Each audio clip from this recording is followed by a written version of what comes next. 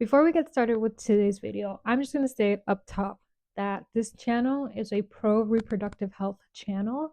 The book that we will be covering in this video is going to be talking about reproductive freedom. And so if that's not your thing, hasta la próxima. See yourself out, por favor.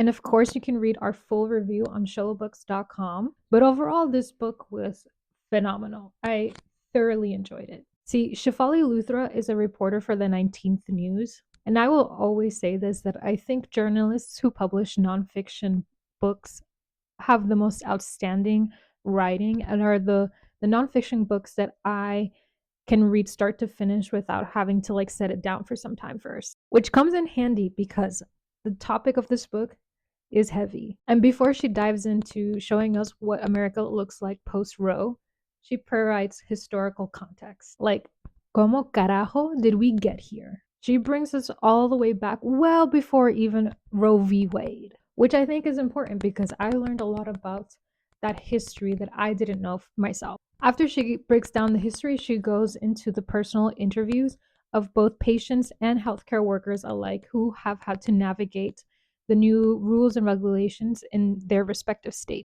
Because post-Wade, now we don't have a national standard and we have to leave it up to states to decide our reproductive choices. Throughout the book, it's really clear that there's a lot of desperation in our new reality. There's a lot of confusion of what we can and can't do depending on the state that you live in. But what she makes clear is that there are still people out there who believe in reproductive justice and reproductive freedom, who are out there to help you. They are just struggling.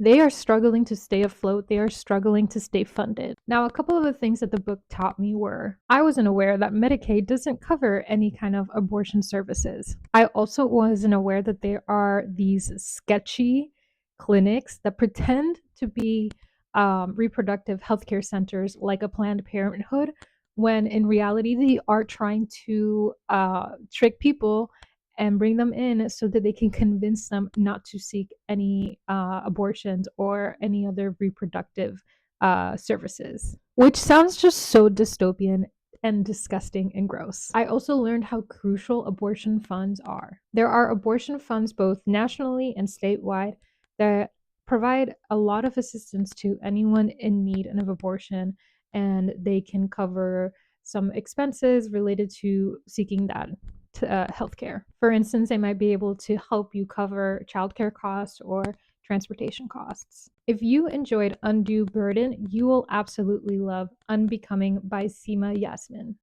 And if you're into movies, maybe movies is your thing, I also recommend Plan B. Again, our full review is on xolobooks.com on our blog.